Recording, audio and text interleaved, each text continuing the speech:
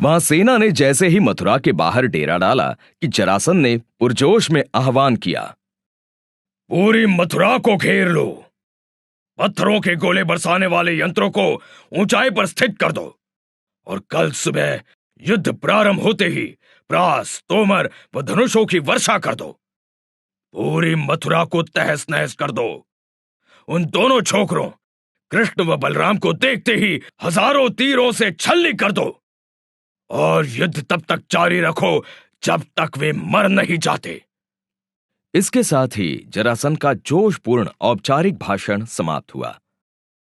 अब लंबी यात्रा की थकान तो थी ही, बस रात भर सबने विश्राम कर थकान उतारी। यानी आज की रात वहां इसके अलावा कुछ विशेष नहीं हुआ।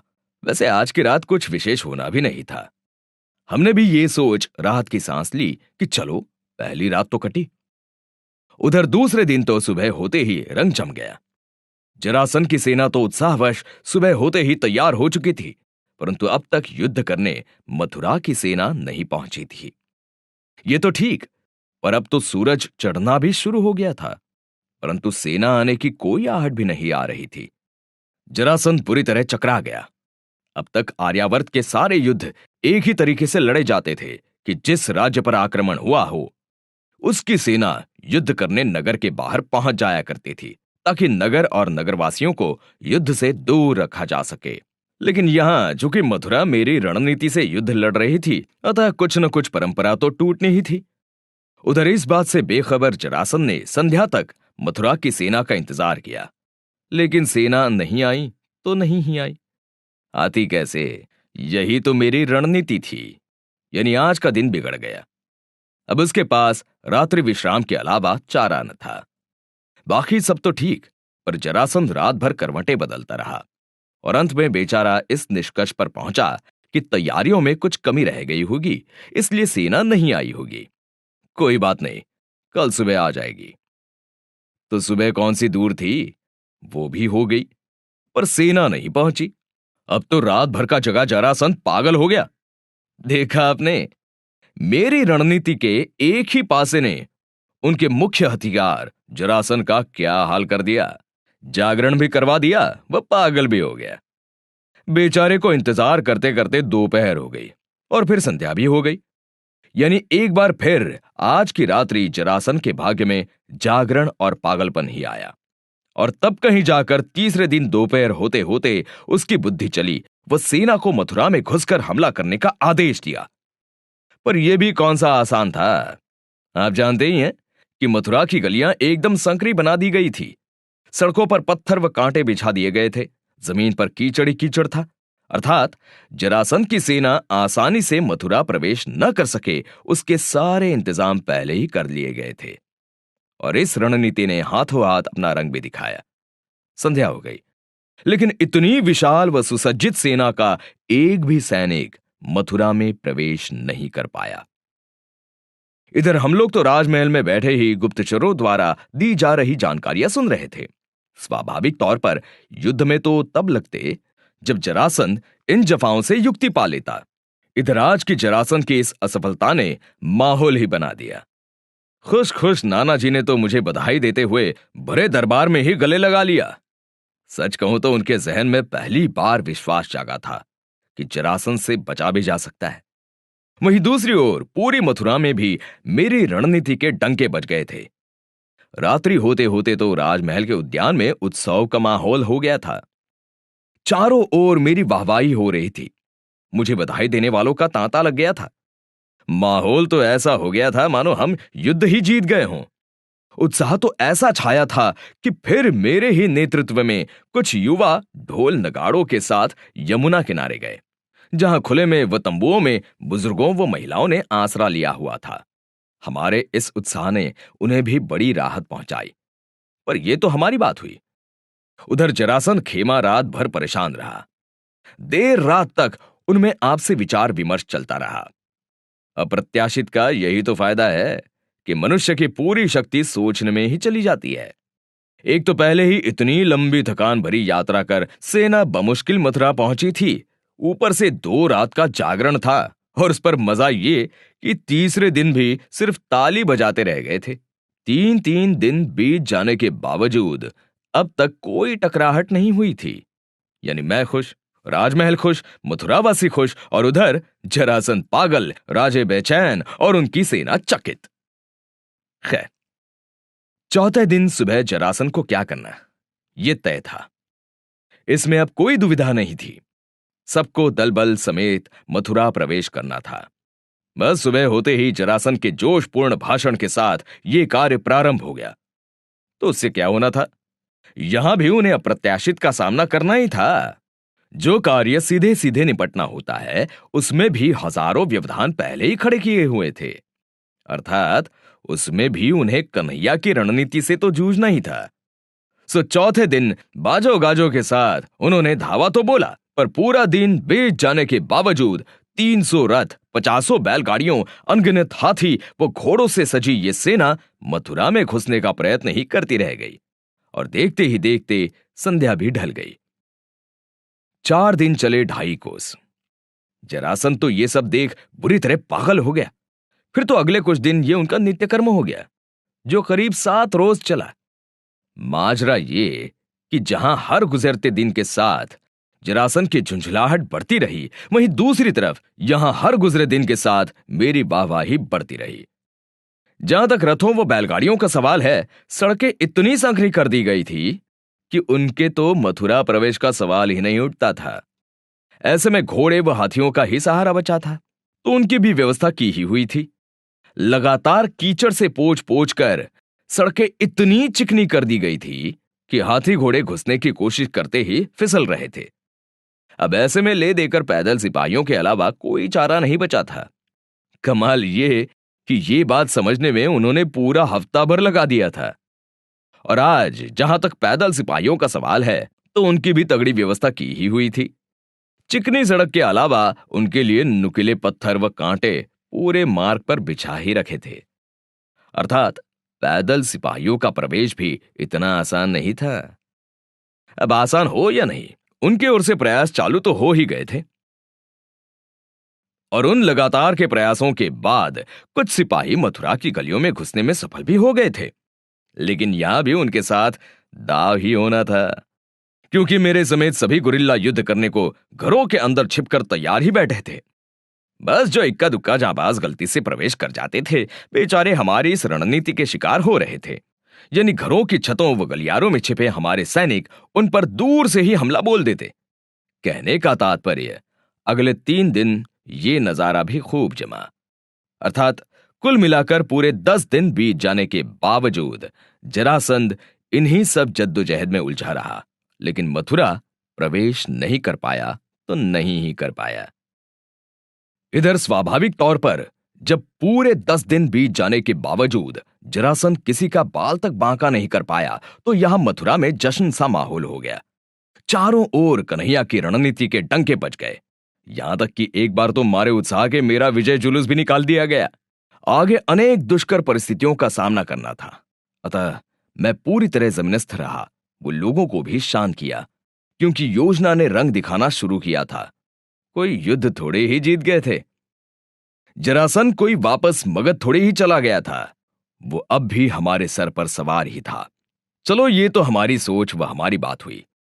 उधर आखिर जरासंध को भी समझ आ ही गया कि सड़कों की साफ सफाई किए बगैर मथुरा प्रवेश असंभव है। साथ ही उसे यह भी समझ आ गया कि यह सब कुछ एक रणनीति के तहत ही चल रहा है। फिर क्या था, अगले 2 दिन उन्होंने सड़कों की साफ सफाई में बिता दिए। सड़कों पर खूब पानी बहाया गया। अच्छा था, इस बहाने उनके बेशकीमती पानी का अपव्यय हो रहा था। वहीं दूसरी ओर उसने 4 टुकड़ियां अलग से तैनात कर दी थी, जो सड़कों पर से पत्थर व कांटे बिनने के काम में लगी हुई थी। सचमुच यह नजारा बड़ा ही दर्शनीय हो गया था। घरों की छतों पर छिपे हम लोगों को यह तमाशा बड़ा आनंद दे रहा था। मुझे तो इतना मजा आ रहा था कि पूछो ही मत। आए थे युद्ध करने, लग गए थे साफ सफाई के काम में। वाह कन्हैया वाह, क्या भेजा चलाया है। आर्यावर्त के बड़े बड़े राजाओं की सबसे उच्च कोटि की सेना तुम्हारी नगरी की साफ सफाई कर रही है। क्या बताऊं, मैं मन ही मन स्वयं पर इतना गौरवान्वित हो रहा था कि दिन में 50 बार स्वयं अपनी ही पीठ थपथपा रहा था। खैर, ये तमाशा भी खत्म हुआ। आखिर 13वें रोज जरासंध की सेना ने निर्विघ्न रूप से मथुरा में प्रवेश कर ही लिया। कोई बात नहीं, भैया व सेनापति की टुकड़ियां उनका स्वागत करने को तैयार ही खड़ी थी। हालांकि सड़कें भले ही चौड़ी कर ली गई थी, पर उनकी चिकनाई अब भी पूरी तरह नहीं गई थी। अतः रथ रह रहकर अब भी फिसल जाया करते थे। कई बार उन्हीं के रथ से उन्हीं के सिपाही घायल हो रहे थे। चाहे जो हो, पर अब उनका मथुरा प्रवेश तो हो ही चुका था, और जब प्रवेश हो ही गया तो युद्ध भी करना ही पड़े, ऐसा था। बस इसके साथ ही मथुरा की सड़कों पर घमासान प्रारंभ हो गया था। होने दो, पर हम सीधा युद्ध तो लड़ नहीं रहे थे। सेना तो यहां वहां घरों में ही छिपी हुई थी। परिणाम स्वरूप हमारे सिपाहियों को खोजने में जरासंध की सेना को काफी मशक्कत करनी पड़ रही थी। पहले उन्हें खोजना पड़ता था और तब कहीं जाकर उनसे युद्ध हो पाता था। इससे परेशान हुए सिपाहियों ने अपना क्रोध मकानों पर निकालना प्रारंभ कर दिया। देखते ही देखते उन्होंने कई मकान धराशायी कर डाले। हालांकि उन मकानों में कोई रहता तो था नहीं, अतः जान हानि तो नहीं हो रही थी, परंतु हां, माल हानि अवश्य हो रही थी। कुल मिलाकर मेरी रणनीति जरासंध व उसके साथ आए राजाओं के सब्र का पूरा पूरा इम्तिहान ले रही थी। उन्हें हमसे 3 तरफा युद्ध लड़ना पड़ रहा था। एक तो संकरी गलियों व चिकनी सड़कों से उनका संघर्ष अब भी जारी ही था। दूसरा सीना ताने खड़े भैया और सेनापति जी की टुकड़ियों से उन्हें आमने सामने का युद्ध लड़ना पड़ रहा था। और तीसरा छतों, घरों व गलियारों में छिपी हमारी टुकड़ियों से उन्हें गुरिल्ला युद्ध लड़ना पड़ रहा था। परिणाम स्वरूप उनकी बढ़ती परेशानियों ने धीरे धीरे पागलपन का स्वरूप धारण करना शुरू कर दिया था। एक तो महीनों की यात्रा कर वो बड़ी तकलीफें उठाकर यहां तक पहुंचे थे। इतने हाथी व पैदल सिपाहियों के साथ यात्रा उम्मीद से कहीं लंबी पहले ही हो चुकी थी, और उस पर यहां आकर उन्हें युद्ध के बजाय जाने कैसे कैसे उटपटांग कार्यों में भिड़ना पड़ गया था। क्या सोच कर आए थे और क्या हो गया था। खैर, मजे की बात तो ये थी कि वे लोग इतनी जहमत भी इस उम्मीद में उठा रहे थे कि आज नहीं तो कल उन्हें आमने सामने का युद्ध नसीब होगा, और उनकी कर्मठता देखते हुए वो दिन ज्यादा दूर नहीं दिख रहा था। अब बलि चढ़ने वाला जानवर कब तक खैर मना सकता था।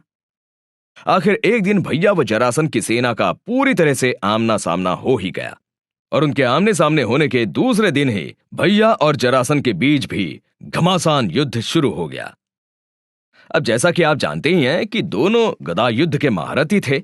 फिर क्या था, हार जीत अपनी जगह थी, पर दोनों को लड़ने में भी मजा आ रहा था। प्रभात होते ही दोनों जो भिड़ जाते तो संध्या होते होते बड़े बेमन से ही युद्ध विराम करते। और कमाल ये कि इन दोनों का युद्ध शहर के एक विशाल व प्रमुख चौराहे पर हो रहा था। मजा ये कि इसी के आसपास के मकानों में हम लोग छिपे बैठे हुए थे। जो कोई वहां से आगे निकल आता उस पर हम टूट पड़ते, वरना भैया व जरासंध के बीच चल रहे युद्ध का आनंद उठाते। वहीं दूसरी ओर इससे पहले वाले चौराहे पर जरासंध के करीब 300 सिपाही सेनापति जी की टुकड़ी से भिड़े हुए थे। यानी कुल मिलाकर मथुरा के हर चौराहे तक इस युद्ध ने दस्तक दे दी थी। हालांकि फिर भी यह सब कुछ अपनी जगह था, वह भैया व जरासंध का युद्ध अपनी जगह। सचमुच भैया व जरासंध दोनों पक्के गदाबाज थे। उन दोनों का युद्ध शुरू होते ही सब कुछ थम सा जाता था। हर कोई उनका युद्ध देखने में लीन हो जाता। ऊपर से ज्यादा आनंद इसलिए आ रहा था कि दोनों गदा युद्ध के नियमों का पूरी तरह से पालन कर रहे थे। निश्चित ही इससे युद्ध कला अपने सर्वोच्च शिखर को छू गई थी। दूसरों की क्या कहूं, मैं स्वयं ये महान गदा युद्ध देखकर धन्य हुआ जा रहा था। गदा युद्ध इतना कलात्मक भी हो सकता है, इसकी तो मैंने कभी कल्पना तक नहीं की थी। ऐसा लग रहा था जैसे 2 बड़े पहाड़ एक सोची समझी रणनीति के तहत टकरा गए हों।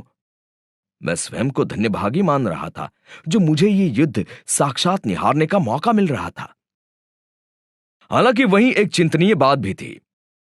इस युद्ध का सहारा लेकर जरासंध की अन्य टुकड़ियां आगे बढ़ती जा रही थी। सेनापति जी भी अब उन्हें रोकने में असमर्थ साबित हो रहे थे, और धीरे धीरे कर हालात यहां तक बिगड़ चुके थे कि हमें भी गुरिल्ला युद्ध छोड़कर आमने सामने का युद्ध करने मैदान में कूदना पड़ गया था। यानी नजारा कुछ ऐसा था कि उधर भैया व जरासन भिड़े हुए थे, तो इधर हम लोगों की संयुक्त शक्ति का जरासन की सेना से युद्ध जारी था। तभी मेरा सामना एक दिन रुक्मी की टुकड़ी से हुआ। ये यहां कैसे? एक बार तो मैं उसे देखकर चक्कर ही खा गया। मन ही मन सोचने भी लगा कि मेरा साला होकर दुश्मन की तरफ से लड़ता है। ये तो मेरी बात थी, पर उधर रुक्मी तो मुझे देखते ही उबल पड़ा था। उबल क्या पड़ा था, वो तो मुझे देखते ही मुझ पर टूट पड़ा था। जाहिर तौर पर उसके पुराने जख्म अब भी ताजा थे।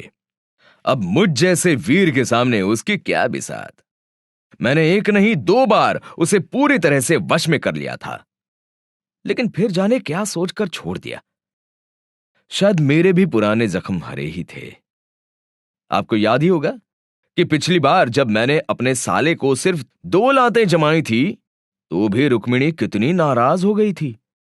और ऐसे में आज यदि उसे घायल कर दिया तो तौबा तौबा, अब मैं किसी कीमत पर अपनी जान से प्यारे रुक्मिणी की नाराजगी लेने को तैयार नहीं था।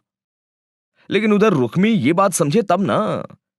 नजारा कुछ ऐसा हो गया था कि रुक्मिणी का लिहाज कर मैं बार बार उसे छोड़ देता था, और वो बेशर्मों की तरह बार बार मुझसे ही भिड़ने चला आता था। कहते हैं ना कि यहां का किया यहीं भुगतना पड़ता है। तभी तो उधर जरासन के सब्र का इम्तिहान मैं ले रहा था, और इधर रुक्मी मेरे सब्र का इम्तिहान लेने पर तुला हुआ था। अर्थात जरासंध और भैया की ही तरह रुक्मी और मेरी टकराहट भी लगातार जारी थी।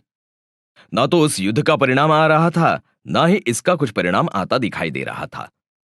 तो परिणाम तो इस महायुद्ध का भी कुछ आता नहीं दिख रहा था। करीब 20 रोज बीत जाने के बावजूद कोई विशेष उठपटक नहीं हुई थी। उस पर अच्छी खबर यह थी कि धीरे धीरे कर अब जरासन की सेना को भोजन पानी की तकलीफें पड़नी शुरू हो गई थी। उनका साथ लाया भोजन पानी चूकने लगा था। उन्हें इस बात का अंदाजा ही नहीं था कि कुओं का पानी कड़वा व कांटों से भरा हुआ होगा या जंगल उजाड़ दिए गए होंगे। ऐसे में इस बात का एहसास होने का तो सवाल ही नहीं उठता था कि युद्ध इतना लंबा चलेगा। वैसे जरासन की इक्का दुक्का टुकड़ियां अब राजभवन तक भी पहुंचने लगी थी, लेकिन इतनी बड़ी तादाद में नहीं कि मथुरा के लिए कोई खतरा पैदा कर सके। जबकि इसके विपरीत दूसरी ओर बड़ी खुशखबरी ये थी कि अधिकांश राजा लोग अब कंटाल गए थे। यूं भी उनको युद्ध में कोई रस तो था नहीं, उन्हें तो बस जरासन के प्रभुत्व के कारण बेमन से आना पड़ा था। ऐसे में उनका जल्द ही थक जाना स्वाभाविक भी था। निश्चित ही ये सब देख मेरा उत्साह 7वें आसमान पर जा बैठा था, और एक बार उत्साह आ जाए तो मेरी कलाकारी बढ़ी जाती है। वहीं एक के बाद एक मिल रही सफलता देखकर उम्मीदें भी अंगड़ाई ले ही रही थी। बस अचानक मुझे एक खुराफाती योजना सूझी। आगे कृष्ण ने क्या किया, ये जानने के लिए डाउनलोड कीजिए दीप त्रिवेदी मोबाइल ऐप और सुनिए मैं कृष्ण हूं की पूरी ऑडियो बुक।